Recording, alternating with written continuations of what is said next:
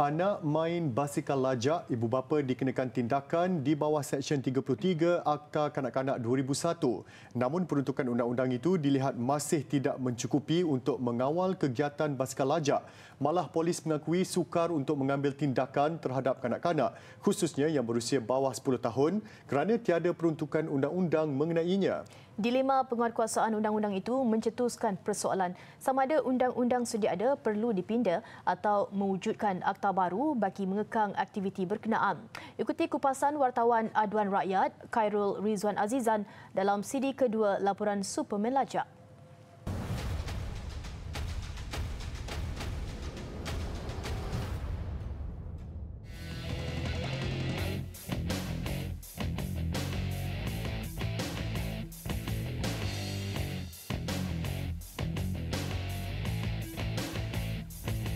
Kaedah 42/1 LN 165 Palang 59.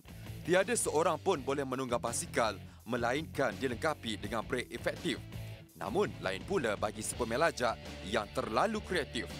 Brek dibuang, pemegang dipotong, rangka basikal pula direndahkan. Semuanya bagi menjadikan basikal lagi power dan laju, terutama ketika menuruni bukit tanpa memikirkan soal keselamatan. Lantas ada yang bertanya, kenapa tidak diharamkan terus kegiatan basikal lajak?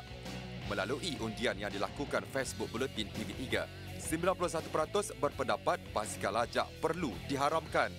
Soalnya sekarang, basikal lajak memang sudah haram kerana pengubahsuaiannya tidak menepati peraturan jalan raya sedia ada.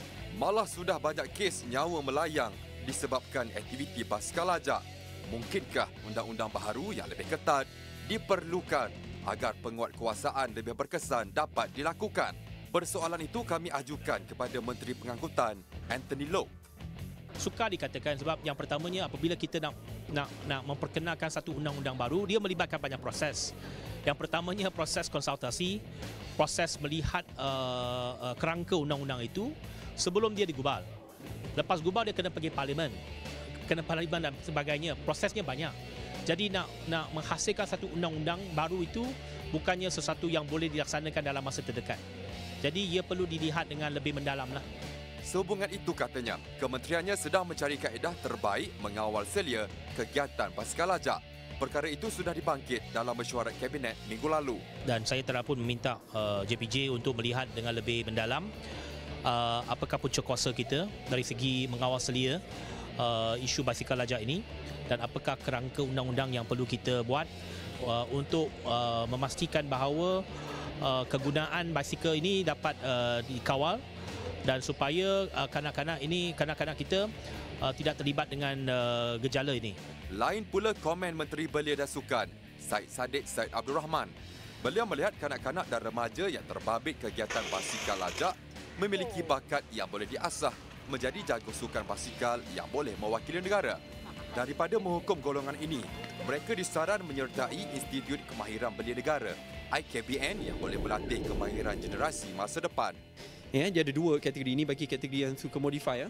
Dan mereka ini minat mereka yang sangat baik. Mereka pun pandai, begitu bijak. Umur sangat muda dah boleh buat sendiri. Kata masuk pendidikan TVET, mereka pun banyak datang dari keluarga yang susah.